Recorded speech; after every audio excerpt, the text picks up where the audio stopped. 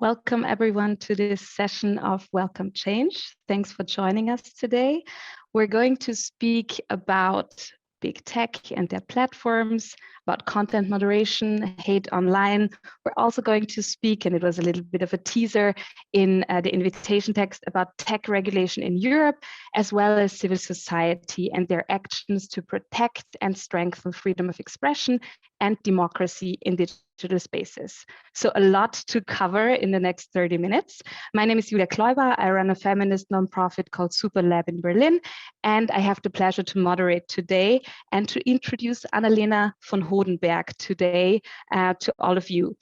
Hi, Anna-Lena. Hi, Julia. Hi, Anna-Lena is a journalist by training. In 2015, she joined the civil society organization Compact, where she led campaigns against racism and against right-wing populism. She's an expert who researches hate on the web and the strategies of the new right. In 2018, she started Hate Aid, an organization that she impressively grew to 45 staff in the past 4 years. She became an Ashoka Fellow in 2021. And today we'll be speaking about a very concrete example, a big win, a landmark lawsuit that Hate Aid won against Meta. We're going to dive a bit deeper into the whole story behind this case in just a bit. If you're wondering what Hate Aid does, they are Germany's first and only counseling center that supports digital violence victims. And with their work, they aim to protect and strengthen freedom of expression and democracy online in the long term. Before we start, the structure of this session is as follows. Anna-Lena and I will have a discussion for about 20 minutes. And after that, we'll open the floor, the virtual floor to your questions. So please feel free to drop them in the Q&A feature that you can see in the bar below. We'll have approximately 10 minutes for your questions. I hope there are many. Let's dive right in, since we only have 20 minutes. The title of today's session is Regulating Big Tech Lessons from Europe. And as I've mentioned, Anna-Lena, you have a big lesson to talk about the landmark ruling that you won against Meta, also known as Facebook. They changed their name while you were in the process, while you were doing the work. What is this case about? Can you give us an overview and maybe briefly run us through the biggest milestones of the lawsuit and the process? Yeah, sure. Thank you very much, Julia, for being here. And yeah, let's dive right in. I think if we talk about regulating big tech, there you have different instruments that you can use. And one of the instruments is, of course, policy work. We will talk about the DSA later, but also strategic litigation. And I think this is a beautiful case that shows that, yeah, you can also defend and promote users' rights against the big platforms by strategic landmark cases. And this case is something that we have seen in our consultation. As you said, we are a big consultation. We've seen lots of victims who were in the same situation. And we had, the subject of the lawsuit was actually a case of defamation. So we had like a classic meme. We all know these memes that we see where you have the head of the person and then you have a quote. And this was the meme this was a picture of a German politician, Renato Künast from the Green Party. And then next to it was a misquote. And this meme had been shared on then Facebook, now Meta, for about 7 years. It had been spread through the platform. It was in closed groups. It was in open groups, downloaded, uploaded again and again and again. And it had been reported several times by different people, also by the politician herself. And in some cases, which is really interesting, it had even been flagged with fact checks by the platform, by Meta themselves. So, you know, you had like a little thing that said, okay, this is a misquote, this is a fake quote, this has been fact checked, this meme the quote is untrue. And this is actually, in many cases, a criminal offense, but it was still on the platform. And the rule is, because we have the notice and takedown procedure, that the victim, so the politician, has to go through the platform, search the platform and find all the memes, and then notice Meta to take them down. And as we knew that the meme had been spread so many times, it is impossible for victims to do that. It just is impossible. And also it would take probably a lifetime to always go through the platform again. And then if you look at closed groups, for example, it is even impossible to get into these closed groups and then notice the platform that the meme is there. So what we wanted to achieve and what we actually achieved in the verdict was that now Meta is obliged to proactively find and delete all identical memes. So the platform, we also proved in the, or the court saw it as proven that it is not, that Meta is technically able to do that, to filter all the identical memes and then look through them and delete them in the cases where they're not, for example, used for as a journalistic content. And what is very interesting also, not only the identical, but also the core similar memes. So content that is similar in wording and meaning. So maybe there's a different picture of the politician, but still the same fake quote, or there's one hash, or the color of the meme is different. So they are also supposed to find these, search for them proactively, and then delete them once content that is obviously illegal, which they themselves had assessed that this content was illegal, is reported to the platform. And in case they do not comply, they have to pay 250,000 euros, and which for Meta is not that much money, but still. And they had to pay Renate Künast, as the politician, 10,000 euros in damages. So yeah, this is the verdict. So I think what is so important about it was that the burden that you have on the platform when you're a victim of digital violence has been shifted from the victims to the platform. And actually you can make, as a victim now, the platform responsible to take down the illegal content, and it's not, this burden is not on you anymore. It sounds like a very long process. So when did you start to work on this? And as I said, like Facebook Meta changed their name in the meantime. So when did you start? And maybe also adding to that, what was your biggest learning now, reflecting on the process and everyone who was involved? Well, we started, actually, it was an idea that we had I think 3 years ago, because we based it on a different court case, the Glavischnik. It was like 3 or 4 years ago, because in Austria, actually, there was a similar case where also a Green Party politician who had been, it was not a meme, but she had been insulted online with like the same insults, and where she also went to court to say, okay, I'm not able to find all these insults, these similar and core similar insults. I want the platform to search them and delete them. And this went because the Austrians said, okay, we are not really sure, the Austrian courts, we're not really sure if this is, if this complies with European law. So we have to send it to the European court, highest court. And they did send it to the European highest court. And I remember when we founded Hate Aid in 2018, we were all the time following this case. And nobody was really looking at it in Germany, but it was, for us, it was like, how interesting. And then the European court, surprisingly, nobody had expected it, surprisingly came out with a verdict where they said, no, the platforms can be obliged to proactively search and delete this kind of content. And then, so the procedure is always, you have the European court that makes this provision, and then you have to find cases and go to the national court. So the other politician from Austria went to the national court and won with a different outcome, but she still won.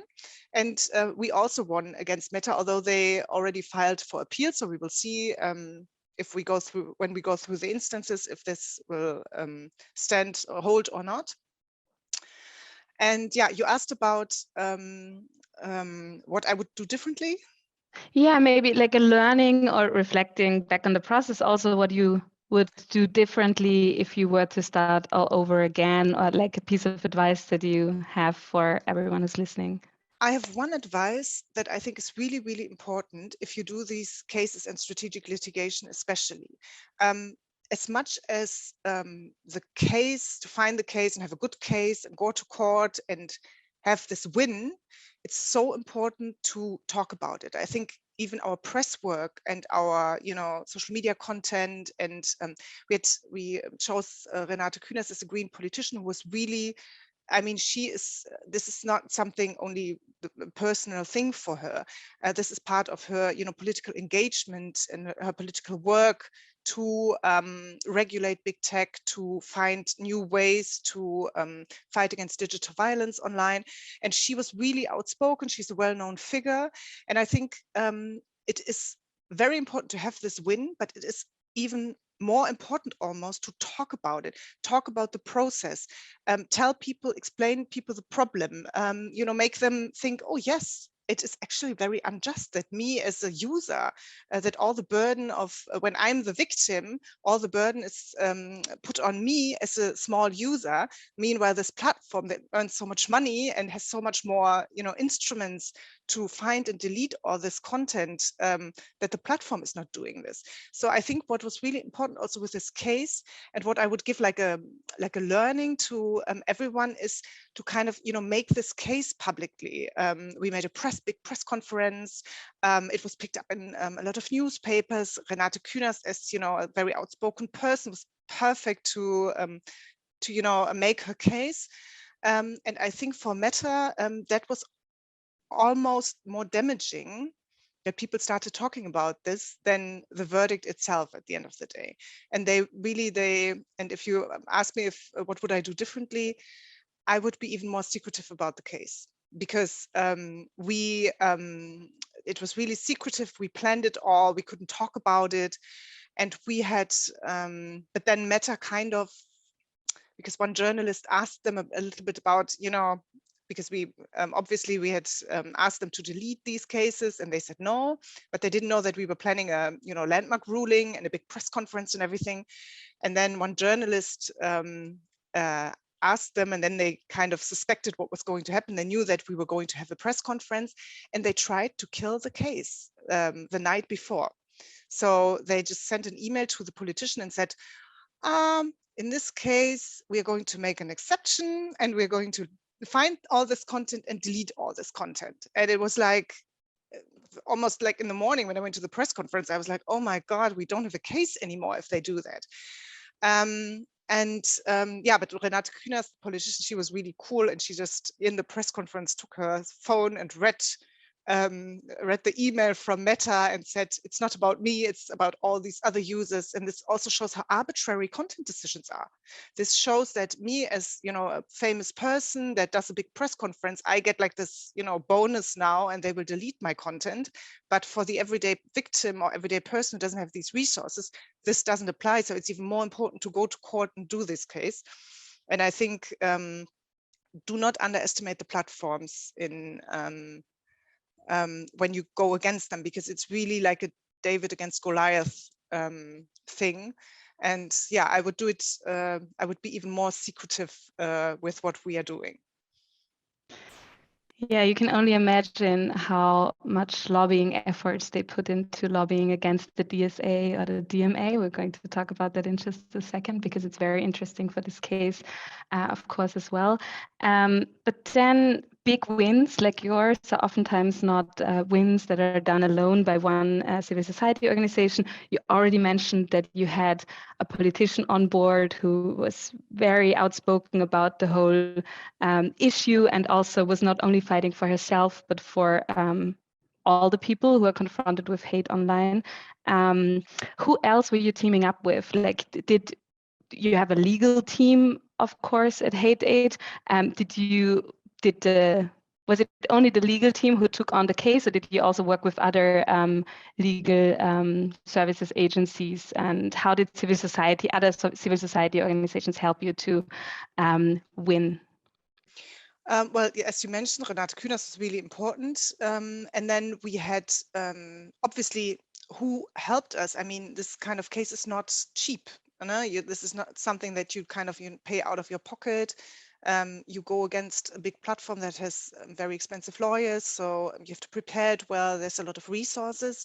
And fortunately, we found with the Alfred Landecker Foundation, a foundation that was willing to, that immediately understood why this was very important to do this, and kind of understood the layers of, okay, we need to win this and, fight for users' rights and kind of implement users' rights in with strategic litigation. But also we need like this whole, we need to talk about it. We need to raise this issue. We need to show people that this is a problem that they don't have to accept and that we can go against that.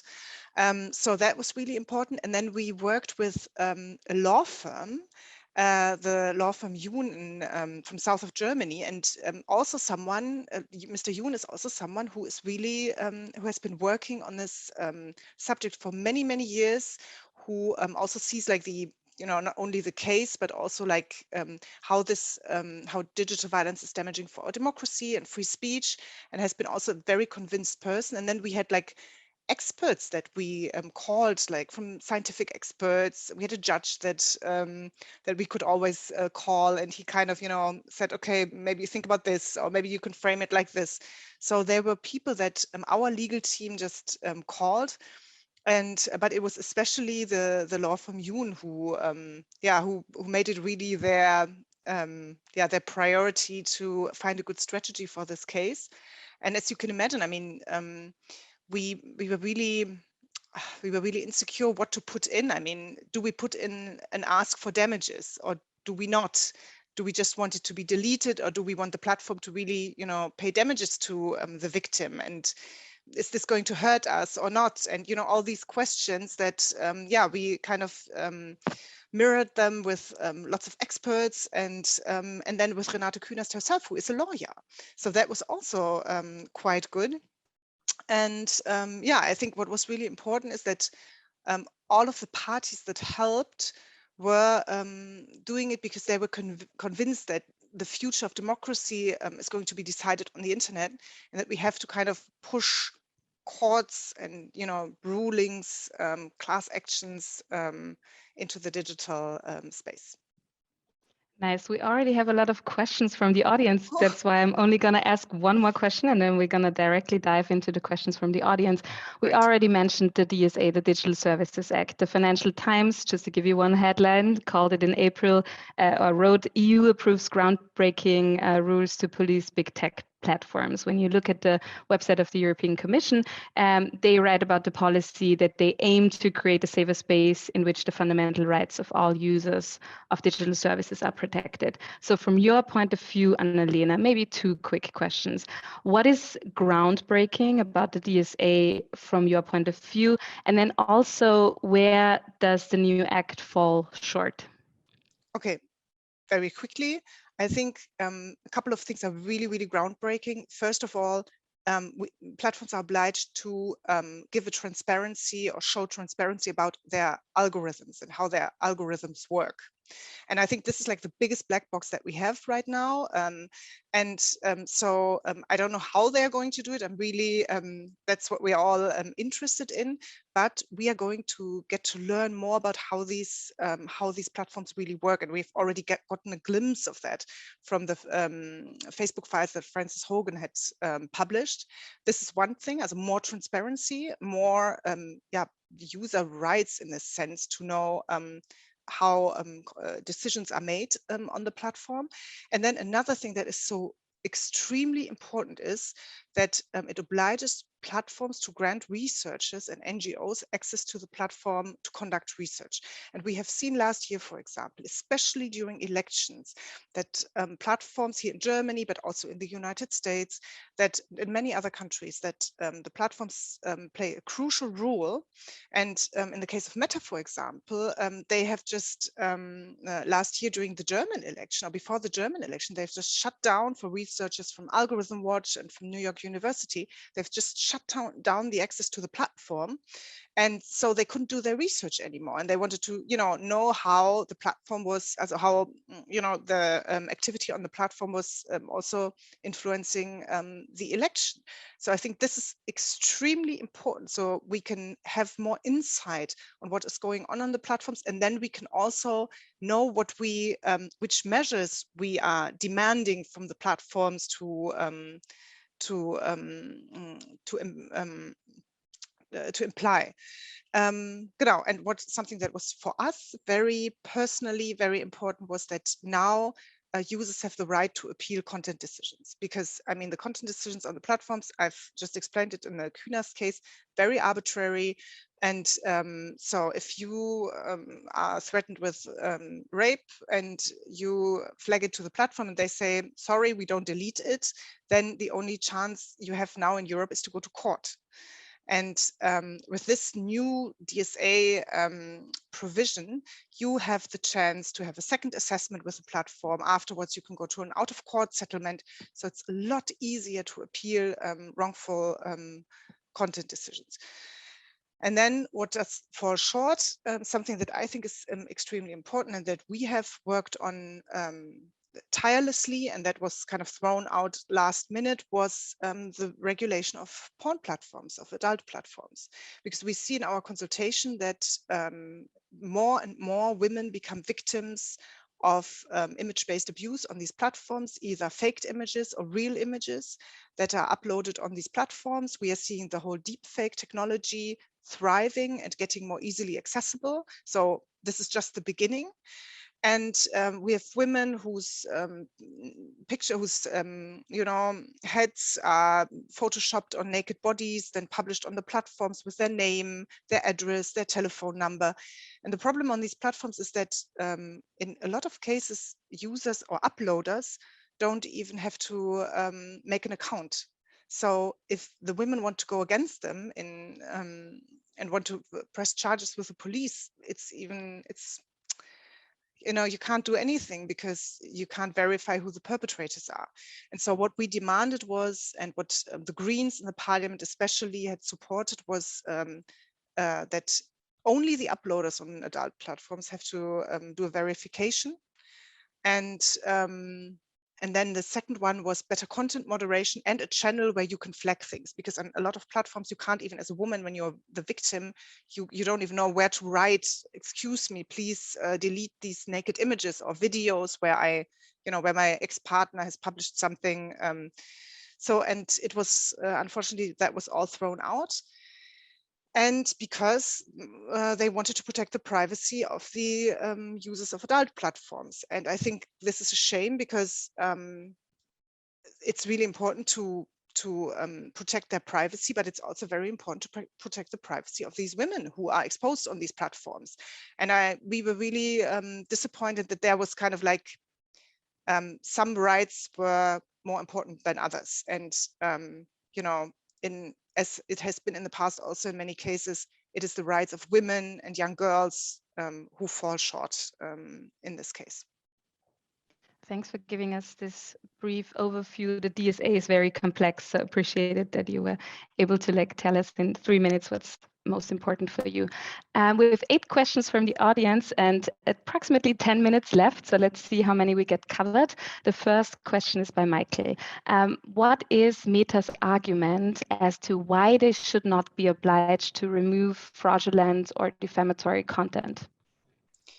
So, okay, they don't say they're not obliged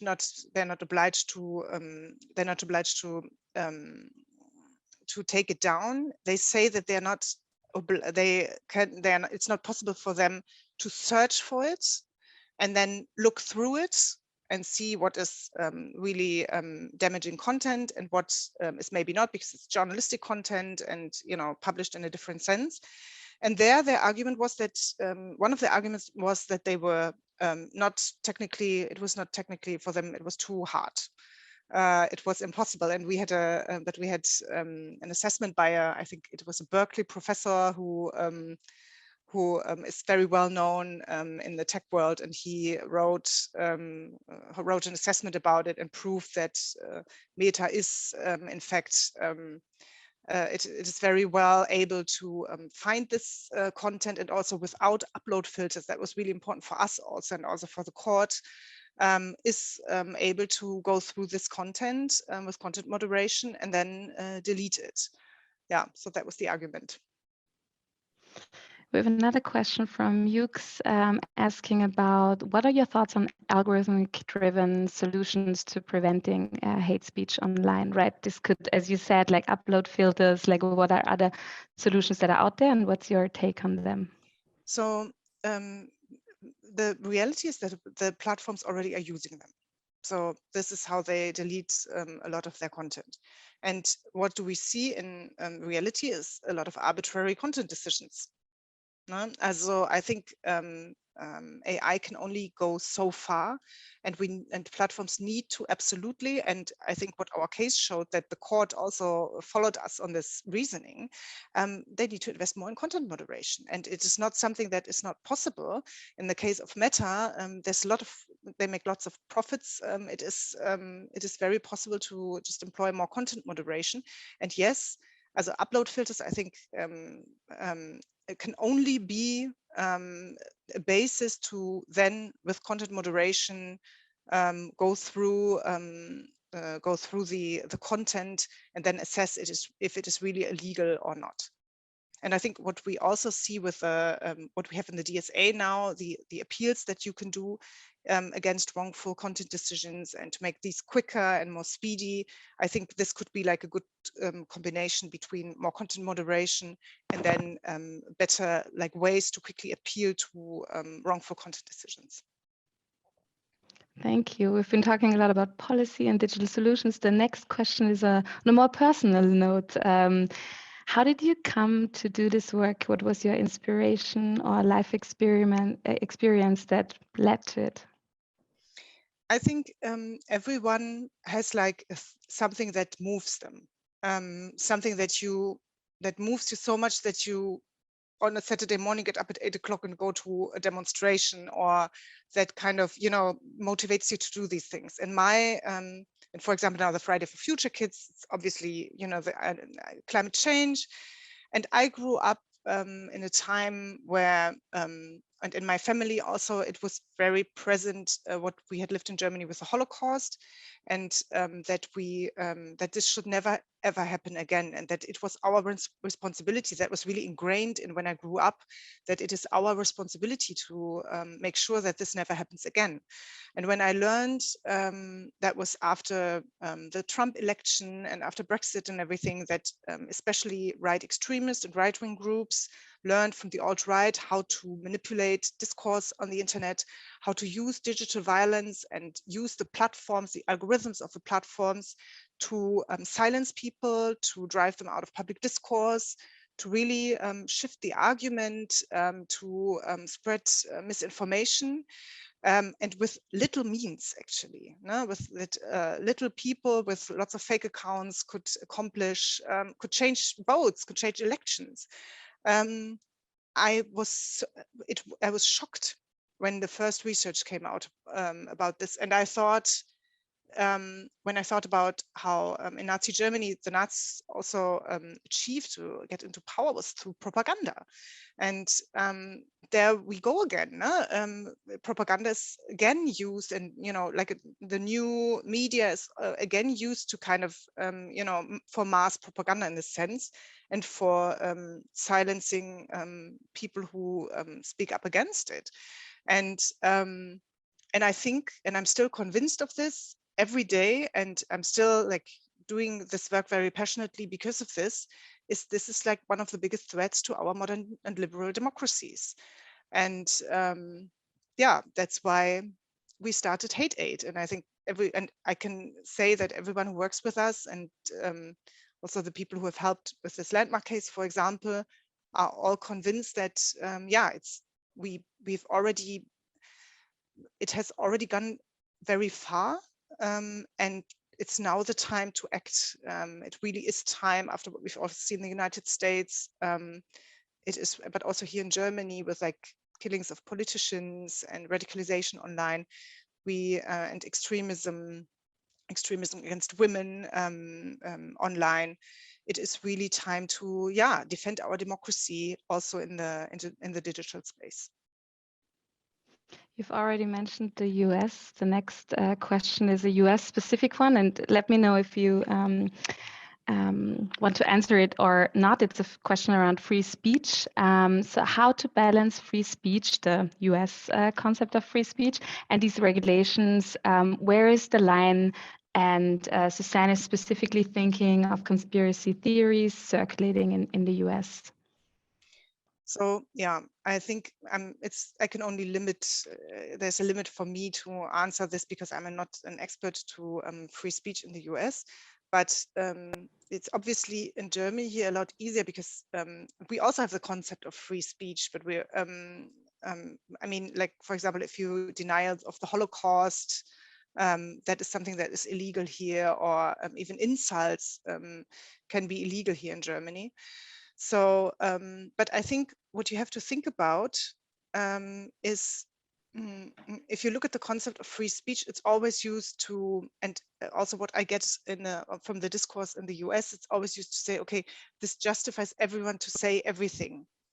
But the problem is, and that is what we have seen through research, is when the bullies, the ones that scream the loudest, the ones who intimidate, when they use this, a majority of other users get so intimidated that they are afraid to use their free speech on the internet.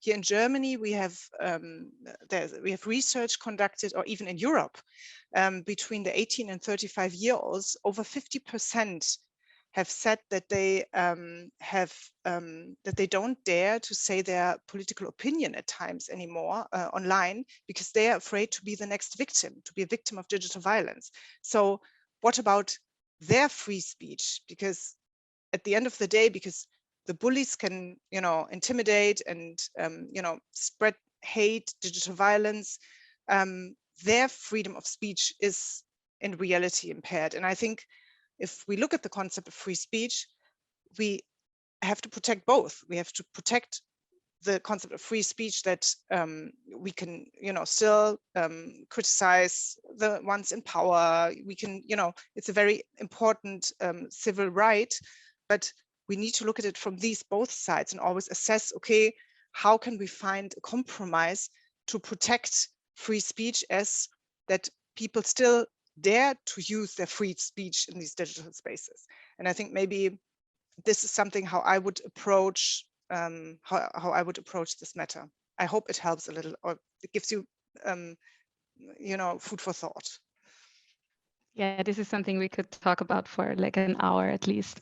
Are you okay if we take two more, Anna-Lena? Absolutely, absolutely. Perfectly. So thank you. So one by Jim. What are the implications of this case for people or organizations who are defamed by Meta supported messaging, but the messaging has not been ruled illegal? Okay, again, who have... So if so, implications of this case for people who are affected, but the messaging has not been ruled illegal. So they are confronted with hate speech online, but it's not deemed illegal by... Yeah, then it doesn't apply. I have to frankly say it like this. So the thing is, until now with this case, you have to prove either by court, or we didn't have to go to court because Meta themselves had labeled the things as illegal, as a fake statement. And then it was clear that this is like you know, the bar that you set to have Meta to comply with finding and deleting that stuff. And I think if I think about if it's not illegal content, I think we get into a line where it's really arbitrary what is supposed to be deleted or not. And I think legality is a very good, like, you know, line where we say, okay, from there, when it's proven to be legal, we oblige these platforms and we have a real due legal process. And the rest, the harmful content, either we have to solve through content moderation and the house rules of the platforms, who basically say you should not be, you know, discriminated, racist content should not be spread on the platform, and so forth. I think that is something that we also can, where we can pressure the platforms to delete this over the house rules. And also, I think we have to look at, I can only quote Frances Hogan, the Facebook whistleblower who I met last week, who is talking about safety by design of these platforms, to kind of design platforms where this kind of content doesn't spread that easily, where this kind of content where, you know, discrimination and racism is not something that happens all the time, but to create like spaces where you have that are designed to be more safe. Thanks. We'll end with a question that talks about optimism. So when you look ahead the next 5 years, what is one thing that gives you optimism, that makes you feel optimistic? What makes me feel optimistic is that in only 3 years, we have, you know, won a couple of landmark cases. People are talking about the subject. We have in Europe, we are going to see the DSA being implemented, and maybe not everything's going to be perfect, but we can draw conclusions out of it. And I feel like more and more people, governments, civil society is getting aware that this is really something we need to work on. And this is not a place that we should only utilize, but that we should also, you know, create. And it's, these platforms are not just spaces where we just go, but they are public places at the end of the day. And it's for us as societies to kind of, you know, start a discussion and start a discourse about how do we want to live in these public spaces. And I think that is because that 3 years ago was not really topic of discussion. And I think that has changed, and that gives me a lot of hope that we as a society start thinking about this and start discussing how we want to live on these platforms. And by that, we're at the end of our session. Thank you so much, Anna-Lena, for joining us, for your inspiring and important work that you and the team are doing. Faith and Madi from the Ashoka team have been posting some links in the chat where you can find out more. This video will be posted online. Please do share it with friends or organizations that might be interested in the content. And yeah, thanks for joining us, everyone, and have a good rest of your day. Take good care. Bye. Thank you. Bye. Thanks.